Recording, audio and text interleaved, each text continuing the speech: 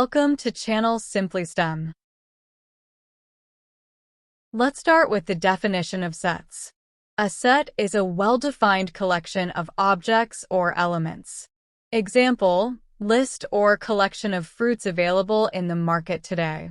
The set is represented by capital letters and elements in sets are placed inside curly brackets. Let's consider a scenario where there are two fruit shops in a village. One of the shop is owned by Ram and the other shop is owned by Hari. Ram sells mango and grapes, while Hari sells papaya and pineapple. Then, the list of the fruit available in the market, which is also the universal set, is all the four fruits inside the rectangle. The cardinality of universal set, which is denoted by NU, is therefore 4. The circle R represented inside the universal set with name R represent the fruit available in Ram's shop and circle with name H represent the fruit available in Hari's shop. Since there are no common fruits sold by Ram and Hari, the set represented by R and H are disjoint sets. Ram and Hari decided to add apples for sale in their shop. Now the list of fruits available in the market is 5. Therefore, the cardinality of universal set is 5. The fruit available in Ram's shop is represented by circle R and fruit available in Hari's shop is represented by circle H. Apple is the only common fruit available in both shop.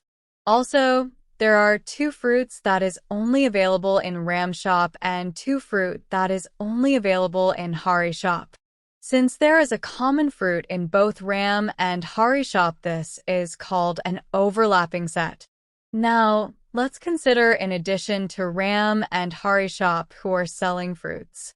An old lady in the village has a guava tree in her home and occasionally sells guava in the market streets. Now the list of fruits available in the market is NU equal to 6.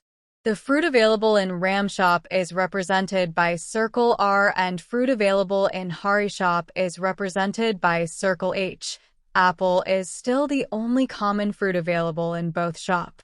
Also, there are two fruits that is only available in Ram's shop and two fruit that is only available in Hari's shop. There is also a guava that is available in the market and is not available in Ram and Hari's shop. This is represented outside the red circles. Let's understand the notation from Venn diagrams. The cardinality of set R, which is the fruit available in the Ram shop, is 3. This is represented by N R equals to 3. Similarly, the cardinality of set H, which is the fruit available in the Hari shop, is 3. This is represented by NH equals to 3.